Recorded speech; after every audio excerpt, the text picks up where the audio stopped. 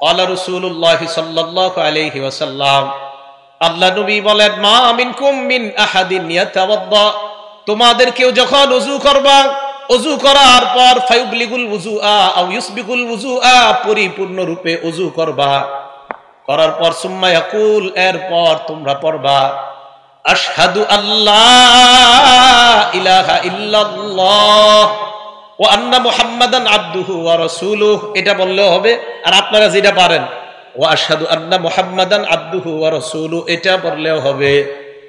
এরপর পড়বেন আল্লাহুম্মা জাআলনি মিনাত তাওয়াবিন ওয়া জাআলনি মিনাল মুতাতাহহিরিন। নবীজি বলেন, ইল্লা ফুতিহাত লাহু আবওয়াবুল জান্নাতিস সামানিয়া, এই দোয়াটা কালিমায়ে শাহাদাত পড়তে দেরি সাথে সাথে আল্লাহর জান্নাতের 8টা দরজা খুলে দাও। নবীজি বলেন, ইয়াদখুলু মিন আইয়িহা শা, সে যেই দরজা দিয়ে মন চায় ওই দরজা দিয়ে জান্নাতে প্রবেশ করবে। এখন ওযু করার সাথে সাথে আপনি আরেকটা আমল করতে পারেন, যে আমল করার কারণে নবীজি হযরত বেলাল রাদিয়াল্লাহু তাআলা আনহুর পায়ের জুতার আওয়াজ আরশে গিয়ে শুনতে পেয়েছে। দলিল সহিহ বুখারী 1098 নাম্বার হাদিস। রাসূল আকরাম সাল্লাল্লাহু আলাইহি সাল্লাম বেলাল রাদিয়াল্লাহু তাআলা আনহুকে বললেন, বেলাল, আমি তোমার কাছে একটা বিষয় জানতে চাই। হযরত বেলালকে, হুজুর আপনি আমারে কি জিজ্ঞাসা করবেন? নবীজি বললেন, বেলাল হাদদিসনি বিআরজা আমালিন আমিলতাহু ফিল ইসলাম, বেলাল এমন কি আমল তুমি করো আশাব্যঞ্জক আমল, এই আমলের ব্যাপারটা তোমার কাছে জানতে চাই। ফাইন্নী সামিআতু দাফানা আলাইকা বাইনা ইয়াদাইয়া ফিল জান্নাহ, আমি জান্নাতে তোমার পায়ের জুতার আওয়াজ শুনতে পাইছি। তুমি কি আমল করো যে আমলের কারণে তোমার পায়ের জুতার আওয়াজ আমি জান্নাতে শুনতে পাইছি? হযরত বেলাল কয়, ইয়া রাসূলুল্লাহ, এমন আশাব্যঞ্জক আমল আমার জানা নাই, তবে হুজুর একটা আমল আমি করি। গায়রা আন্নী লাম আতাতাহহার বিতুহুরিন ফি সাআতি লাইলিন আও নাহার, দিনে এবং রাতে যখনই আমি ওযু করি, ওযু করার সাথে সাথে ইল্লা সাল্লাইতু মা কুতিবালি আন উসাল্লিয়া, আমারে আল্লাহ যত পরিমাণ তৌফিক দেয় এই পরিমাণ নামাজ আমি আদায় করি। আল্লাহ নবী কয়, বেলাল তোমার এই আমলের কারণে তোমার পায়ের জুতার আওয়াজ আমি নবী জান্নাত থেকে শুনতে পাইলাম। তাহিয়াতুল ওযু বলে, কি বলে? ওযু করার পর 2 রাকাত নামাজ আদায় করা। আচ্ছা, এবার ওযু করলেন, ওযু করার পর মসজিদে আসবেন। কোথায় আসবেন বলেন? মসজিদে আসবেন। আসার সময় কি করবেন? মুসলিম শরীফের 713 নাম্বার হাদিস। ক্বালা রাসূলুল্লাহ সাল্লাল্লাহু আলাইহি ওয়াসাল্লাম, আল্লাহ নবী বলেন, ইদা দাখালা আহাদুকুমুল মাসজিদা, তোমাদের কেউ যখন মসজিদে প্রবেশ করবা, ফালইউসাল্লিম আলান নবী সাল্লাল্লাহু আলাইহি ওয়াসাল্লাম, নবীর উপর দুরূদ পড়বা, এরপর পড়বা আল্লাহুম্মা ফতাহলি আবওয়াবা রাহমাতিক। এটা গুরুত্ব দিয়ে পড়েন তো, আল্লাহুম্মা ফতাহলি আবওয়াবা রাহমাতিক। প্রত্যেক মসজিদের দরজায় লেখা আছে, এরপরে পড়ে না। আচ্ছা, একটু ভাবেন তো, যখন আপনি মসজিদের দরজা দিয়ে ঢুকতেছেন আর পড়লেন আল্লাহুম্মা ফতাহলি আবওয়াবা রাহমাতিক, আল্লাহ আপনার রহমতের দরজাগুলো আমার জন্য খুলে দেন, ঘটনাচক্রে যদি ওই মুহূর্তে আপনার দোয়া আল্লাহ কবুল করে ফেলে, তা আপনি কেন পড়বেন না? এটা পড়বেন আর ইয়াকিন রাখবেন, আল্লাহ আল্লাহ আজকে কবুল করেন। আবার ইয়াকিন রাখবেন, আল্লাহ আসরের সময় বললাম আজকে কবুল করেন। আল্লাহ মাগরিবেও দোয়াটা বললাম কবুল করেন। আরে আল্লাহ যদি কবুল করেই নেই তো রহমতের সব দরজা আপনার জন্য খোলা। পড়বেন তো ইনশাআল্লাহ। এরপর মসজিদে যখন আসবেন, এই এনতে মন দিয়ে শুনেন, মসজিদে আসার পর খাদেম সাহেবরে খুঁজবেন, খুঁজে বলবেন, খাদেম সাহেব মসজিদে এত ময়লা কেন? আপনি কি করেন সারাদিন? বেতন কম দেয়নি।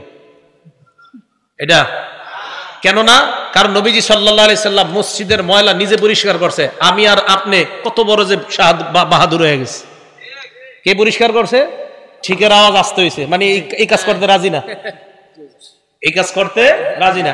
আল্লাহর রাসূল যেখানে কাজ করছে মসজিদের, তাও কি ময়লা? নাকের, আরেকজনের নাকের ময়লা নবী নিজে পরিষ্কার করছে। আপনারা তো এক একজন লাট বাহাদুর। দলিল সহিহ বুখারী 5760 নাম্বার হাদিস। বুখারীর সব মানে, খালি ইদা মানতে চায় না। বাইনামান নবী সাল্লাল্লাহু আলাইহি ওয়াসাল্লাম ইউসাল্লি, আল্লাহ নবী নামাজে দাঁড়াইলেন। নামাজে দাঁড়ানোর পর রাআ ফি কিবলাতিল মসজিদি নুখামা, মসজিদের কিবলার মধ্যে সামনের দেয়ালের মধ্যে আল্লাহ নবী দেখলেন নাকের ময়লা দেখা যায়। নাকের ময়লা দেখার পর হাক্কাহা বিয়াদিহি, আল্লাহ নবী নিজের হাত মুবারকের মাধ্যমে ওই নাকের ময়লা পরিষ্কার করলেন। ফাতাগাইয়াজা, এরপর নবীর চেহারা মুবারক লাল হয়ে গেছে রাগে, নবীর চেহারা মুবারক লাল। আল্লাহ নবী কয়, তোমরা কি করো মসজিদের মধ্যে আইসা নাকের ময়লা ফালাও? শোনো তোমরা, ইন্না আহদাকুম ইযা কানা ফিস সালাহ, তোমাদের কেউ যখন নামাজের মধ্যে থাকো, ফা ইন্নাল্লাহা হিয়ালা ওয়াজহিহি, মনে রাখবা তোমার সামনে আল্লাহ থাকেন। ফালা ইয়াতানাখামান্না আহাদুকুম হিয়ালা ওয়াজহিহি, চেহারার দিকে কখনো থুতু নাকের ময়লা ফালাইবা না, কারণ তোমার চেহারার সামনে আল্লাহ। যাই হোক, এখান থেকে দলিল পাইলাম মসজিদের ময়লা আমার নবী সাল্লাল্লাহু আলাইহি সাল্লাম সাধারণ ময়লা না, আরেকজনের নাকের ময়লা নিজ হাতে পরিষ্কার করছে। আমরা যারা মসজিদে যাব, যাওয়ার পর কোনো ময়লা দেখলে যদি সম্ভব হয় নিজে ময়লাটা পরিষ্কার করা। কি আপনারা সবাই আমলটা করতে রাজি আছেন তো? ইনশাআল্লাহ আল্লাহ তৌফিক দান করেন।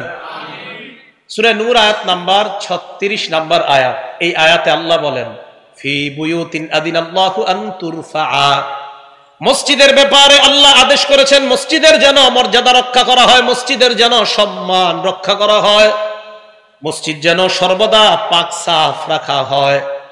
বুখারী 446 নাম্বার হাদিসের বর্ণনা, আন্না রাজুলান আসওয়াদা আও ইমরাআতান সাউদা কানা ইয়াকুমুল মাসজিদা, একজন কালা ব্যক্তি অথবা কালো নারী মসজিদ পরিষ্কার করত, মসজিদ ঝাড়ু দিত। এক কালা লোক মসজিদ ঝাড়ু দিত।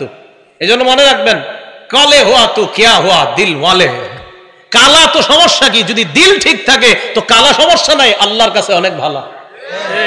হযরতে বেলাল রাদিয়াল্লাহু তাআলা আনহুর পায়ের জুতার আওয়াজ জান্নাতে পাওয়া যায়, যে বেলাল রাদিয়াল্লাহু তাআলা আনহুকে সমাজের সম্ভ্রান্ত ব্যক্তিরা গণত না, তা আপনি না বললে কি হবে, জান্নাতে আল্লাহ গণতেছে। রাসূল আকরাম সাল্লাল্লাহু আলাইহি সাল্লাম ওই কালো পুরুষটা আর কালো নারী তো মসজিদ ঝাড়ু দিত। হাদিসের মধ্যে আসছে হয়তো একটা পুরুষ ছিল উনি কালো, অথবা একজন নারী ছিল উনি কালো। সহিহ বুখারীর 446 নাম্বার হাদিস। নবী সাল্লাল্লাহু আলাইহি সাল্লাম একদিন আসলেন, আসার পর এই দুইজনের, অর্থাৎ এটা কালো পুরুষও হতে পারে নারী হতে পারে, দেখে নাই। ফাসাআলা আনহুন নবী সাল্লাল্লাহু আলাইহি ওয়াসাল্লাম, নবী প্রশ্ন করলেন কি ব্যাপার, সে কোথায়? হাদিস দ্বারা কি বোঝা যায় জানেননি? যে লোকটা মসজিদ ঝাড়ু দিত তারে নবী মনে মনে খুব মায়া করত, খুব মহব্বত করত। আয়েশা খুঁজতেছে কোথায়। হাদিস দ্বারা আর একটা বিষয় বোঝা যায়, কালো মানুষ মসজিদ ঝাড়ু দিত, তাই নবীকে না জানানো সারা ফামাতা, ওই লোকটা মারা গেছে, আল্লাহ নবীর না জানায় তারা তাকে দাফন করে দিস। চিন্তা করছে, আর তোর নবীকে কি জানাবো, দাফন করে দিস।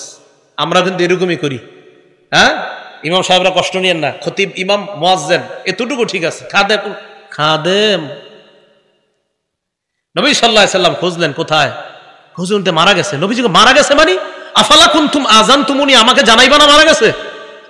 হুজুর আমরা তো মাটি দিয়ে দিছি। কবর কোথায়? দুল্লুনি আলা কবরিহি, আমার কবর কাছে নিয়ে যাও। কবরের কাছে গেছে, সামনে দাঁড়ায় জানাজা নামাজ পড়ছে।